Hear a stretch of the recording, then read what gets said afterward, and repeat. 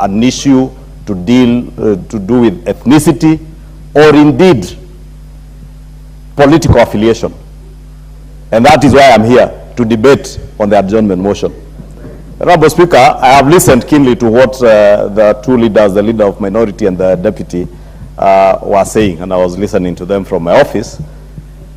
And I'm rather perturbed, Honorable Speaker, that senior leaders like the leader of minority can say that they do not care whether or not there was a court order, that you do not care who owned the land, you do not care who bought the land first ahead of who. And he speaks about atrocities. Yet we have seen our colleagues in the minority, especially those who come from the ODM party, want to fashion ODM as a party that stands at the forefront of the fight against corruption. How then would you not care when public land is being grabbed? If there are people who are visiting atrocities on the people of Mavoko and anywhere else, it is land grabbers who are grabbing public land with impunity. Honorable Speaker, we must also bring to question the role of government officers in land grabbing. When land was being grabbed from Portland Cement, because there is no question as to who owns the land.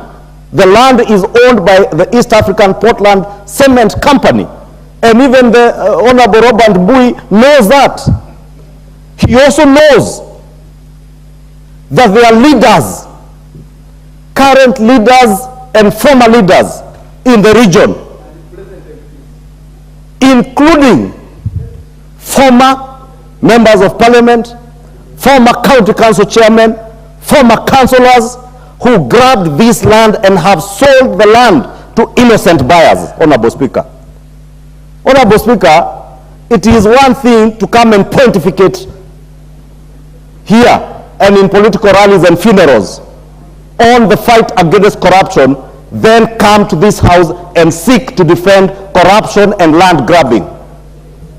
If there is anybody visiting atrocities to the people of Mavoko, it is the leadership within Machakos County that has perpetuated the grabbing of public land, and a county government that continues to approve buildings on land that they know is not owned by the people who are seeking approval.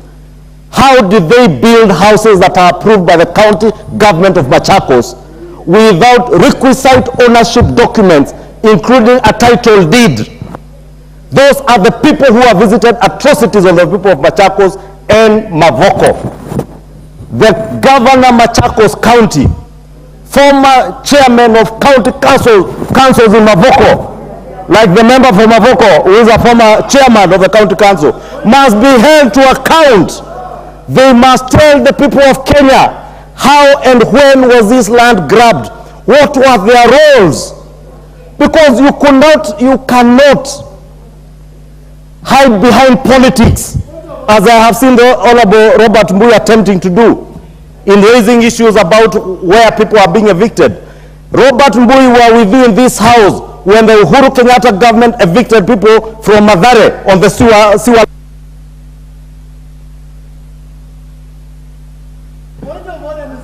The majority leader will have 2 additional minutes to conclude. Thank you, Honorable Speaker. I was saying the Honorable Robert Bui sat with me in this house just like the Honorable Pio Andai and the member from Mavoko sat with me in this house in the last regime, under the handshake regime, when in the midst of the COVID pandemic, you mobilized tractors on a cold, rainy night to demolish houses for the people in Madare and Waraka.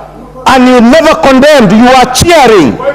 I do not stand here today to cheer the demolition of houses. I stand here today to tell you, you must never ever defend corruption. You must never defend land grabbing. You must be at the forefront as leaders in this house to defend the sanctity not just of a title deed, but also the sanctity of court orders.